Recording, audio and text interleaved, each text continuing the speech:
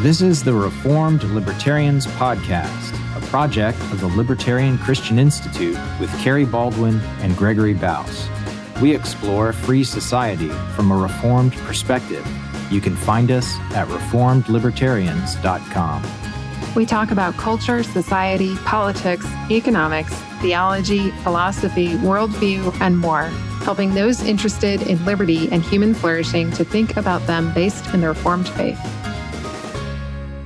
This is episode 8. We're discussing the Boetie option, or the peaceful underthrow of the state. I'm Carrie Baldwin here with Gregory Baus, and we'll be talking about Etienne de la Boetie's essay, The Discourse of Voluntary Servitude, and discussing Murray Rothbard's 1975 introduction to an English translation of La Boetie's essay.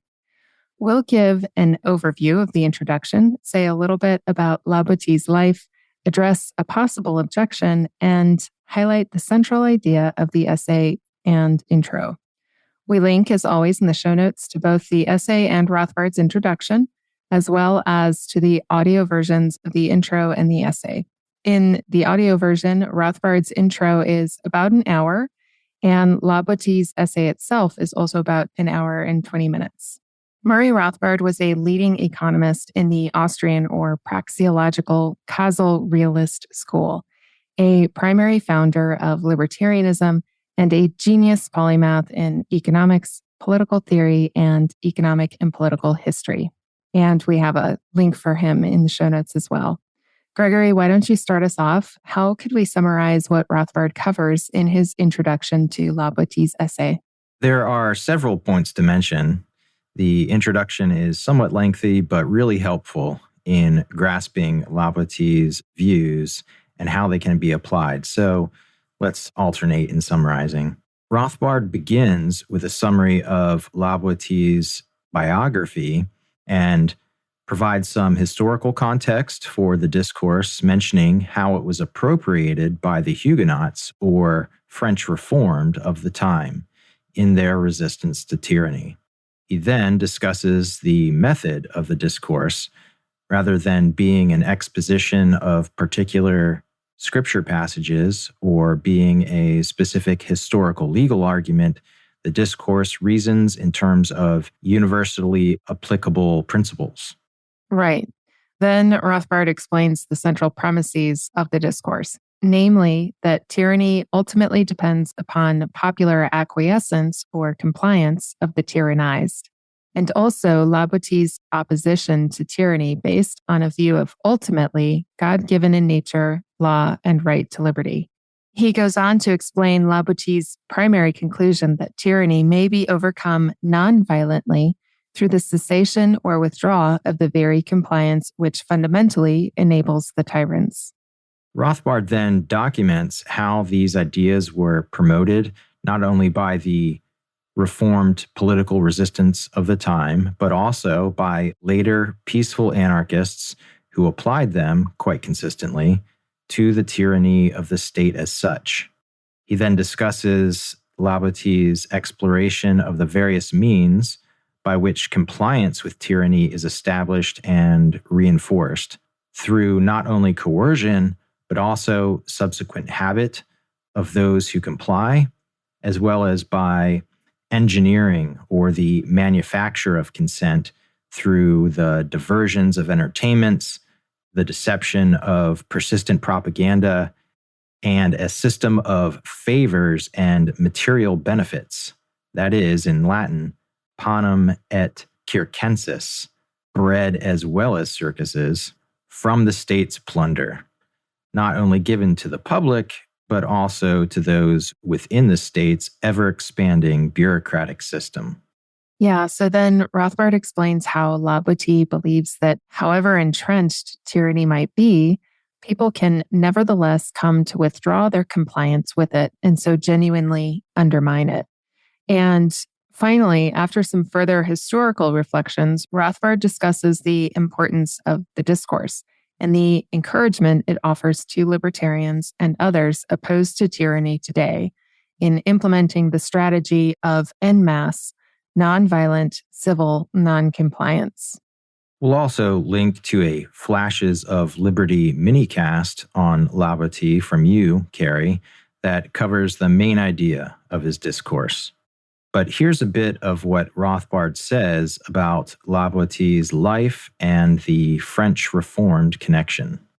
Etienne de la Boetie was born in Sarlat in southwest France in 1530.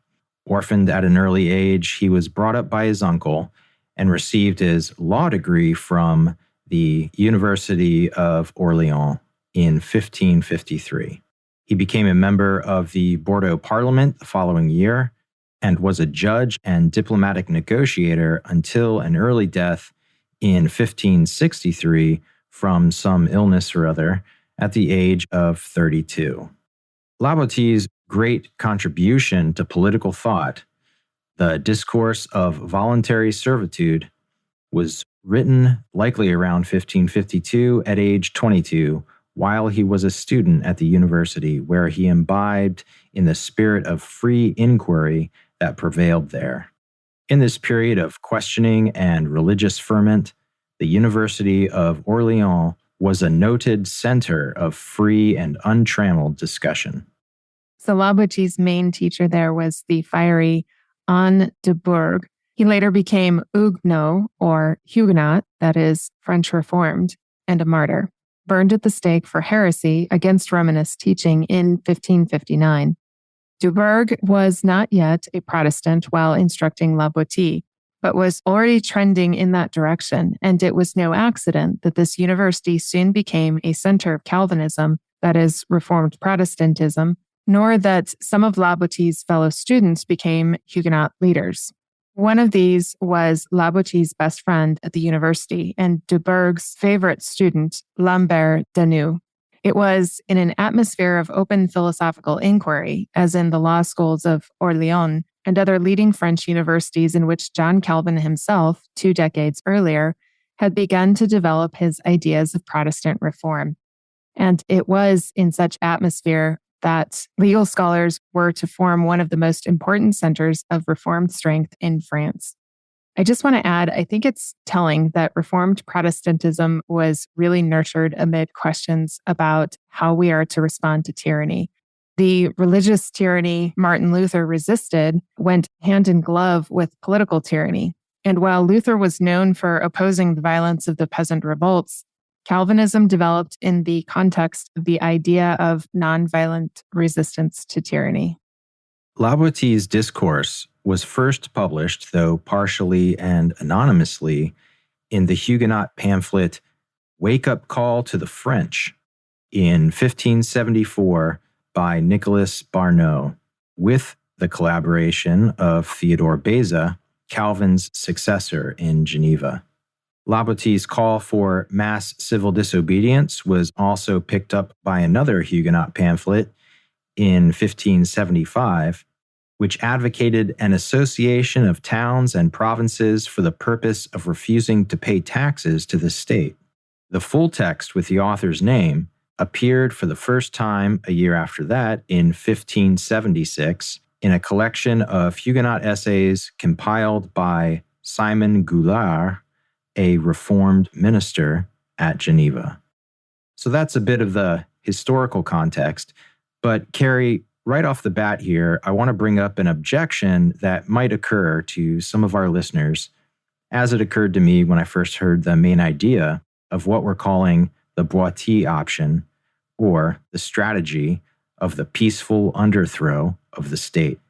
If what La Boetie proposes is that tyranny ultimately depends upon popular consent, so that such tyranny can be non-violently overcome through the withdrawal of the very consent that enables it, what about consent of the governed? If legitimacy or legitimate civil government or the just power of civil government is by consent of the governed, then doesn't La Boetie's view render all tyranny somehow legitimate? Yeah, so we do affirm consent of the governed as a prerequisite for legitimate civil governance, most definitely. And the first thing we would say is that this sort of consent La Boetie is talking about isn't what we would call informed or genuine consent. Just think about what genuine consent must be like when required in other obligating contexts. I've mentioned previously the parallel of tyranny to abusive relationships, for example. And always, the key to resisting abusive relationships rests in the victim, not the abuser. Like the tyrant, the abuser likes the power they wield. Why would they back down? The victim needs some level of awareness for their situation and some courage to do what it takes to effectively resist. And we would not say the lack of such awareness for or courage to resist gives any legitimacy to the abuser's actions. In fact, both the abuser and the tyrant want you to convince yourself that you've legitimized them through your passivity. So that's why what La Boetie's speaking of, we've referred to as acquiescence or mere compliance. It's not the sort of consent that's needed for real political legitimacy, but he's speaking of a critical mass of people going along with illegitimate tyranny. When we go along with the tyranny inflicted upon us, we're not legitimizing it, but we're contributing to the perpetuation of it. Second, it's important to remember that when it concerns monopoly civil government, one's particular consent isn't actually a deciding factor. They will tax and serve you, whether you've consented or not. It doesn't matter if you're okay with the police or seatbelt laws or mask mandates. In reality, your specific consent is irrelevant to tyrants claiming a right to govern you. As a simple matter of fact, the state, just like the abuser, doesn't care about your consent. And that's certainly an indication of their illegitimacy. What they care about is the ease by which they get away with their abuse. They want enough people tolerating them and tolerating what they're doing so they can get away with it. Well, that's absolutely right. I'm reminded that Johannes Althusius actually makes that connection explicit in his work, Politica, of the state being an abuser and relating that to abusive relationships. Mm-hmm. I think those considerations answer the objection. Just to elaborate on your point about affirming genuine consent of the governed as a prerequisite for legitimacy, we should also say we hold that the ultimate origin or source of legitimate civil governance, as with every kind of legitimate authority, is God and his prescriptive ordinances. People then can more or less conform to what God has ordained to his various norms. Be sure to check out episode 2 at reformedlibertarians.com/002 on what Romans 13 says about civil government for more on that and the fact that God does not ordain tyranny. Genuine legitimacy as such doesn't originate with mere consent, though it's a necessary precondition.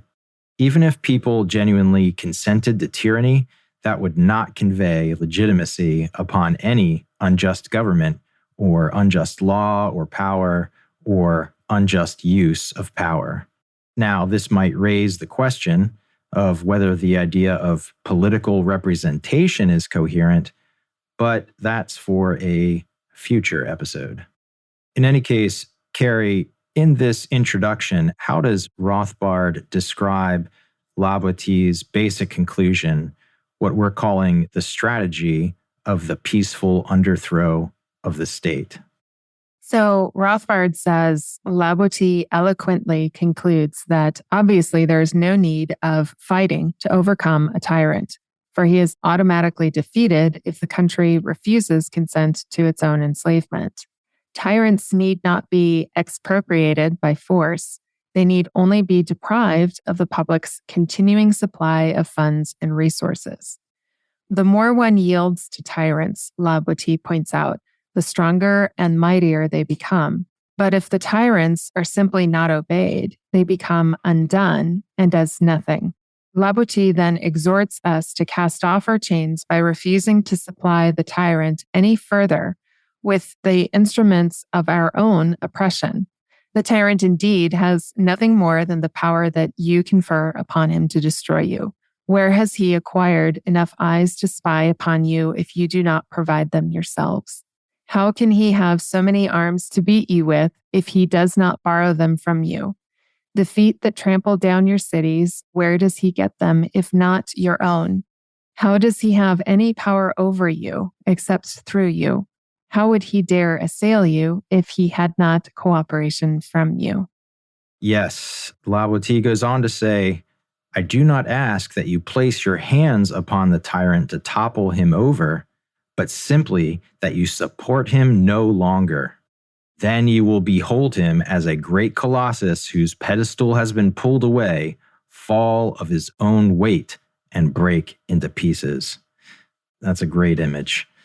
I'm reminded that Larken Rose has an effective illustration of a similar point in a video called The Tiny Dot. We'll link to that in the show notes. It's definitely worth watching. You might not be able to share the Discourse of Voluntary Servitude with your friends, but you might be able to share the Tiny Dot video.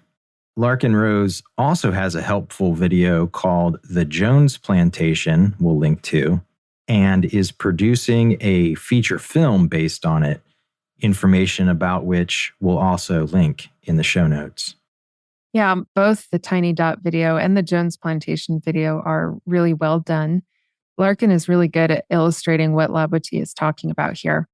On that note, coming to the end of the introduction, Rothbard discusses Boetie's practical upshot. That is, how despite the fact that tyranny is cemented upon society by habit, privilege, and propaganda, how a critical mass of people might be brought to the point where they decide to withdraw their compliance.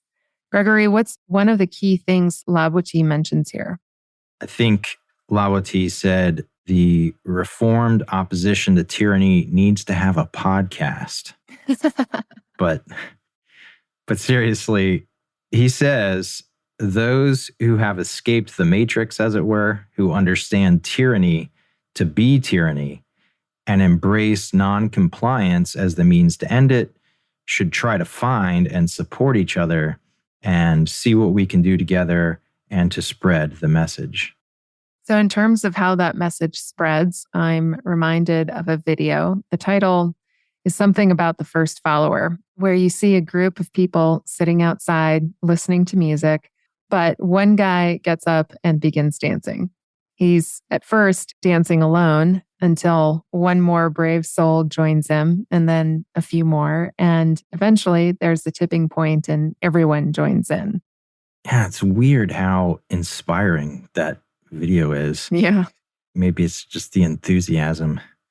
But especially if you imagine, instead of dancing, people catching on to illusions fostered by the state and acquiring knowledge of liberty and its genuine benefits. Mm-hmm. I'm reminded too of the Czechoslovakian so-called Velvet Revolution of 1989, when a critical mass of people in what is now Czech and Slovakia just said, we're not doing this anymore. And the communist regime came to an end peacefully. It's funny we don't hear much about that one anymore. I highly doubt U.S. government schools are teaching about that. Well, Rothbard goes on to say, the primary task of opponents of modern tyranny is an educational one, to awaken the public to the state's process of bamboozling them, to demystify and desanctify the state apparatus, not simply communicating abstract ideas into particular governmental errors in advancing the general welfare, but de-bamboozling the public on the entire nature and procedures of the state itself as tyranny. The strategies of promoting decentralization, nullification, and even secession should always go hand in hand with this basic de-bamboozling. Absolutely. This is a podcast of de-bamboozling. That's what we're about. That's right. And Rothbard ends on an encouraging note. He says, Boetie provides us with a hopeful note on the future of a free society. He points out that once the public experiences tyranny for a long time, it becomes inert and heedless of the possibility of an alternative society. But this means that should state despotism ever be removed, it would be difficult to reimpose statism on a society with stateless civil governance. The habit of acquiescing to the state's inherent aggression would be gone, and statism would be seen by all for the tyranny that it is. If a free society were ever to be established, then the chances for its maintaining itself would be excellent. That is encouraging, and that's where we're going to end for today. We hope listeners, if not also La Botie's The Discourse of Voluntary Servitude, are inspired to read or listen to Rothbard's introduction. Also, feel free to subscribe to our email list or comment on this episode by going directly to reformedlibertarians.com/008. We'd love to know if you're a listener or to hear your feedback. Thanks for listening to the Reformed Libertarians Podcast, a project of the Libertarian Christian Institute with Carrie Baldwin and Gregory Baus. See the website for each episode's show notes and sign up for our email list. Don't forget to rate and review Reformed Libertarians Podcast on Apple Podcast or your favorite podcatcher. Find our email and social media on our contact page at reformedlibertarians.com.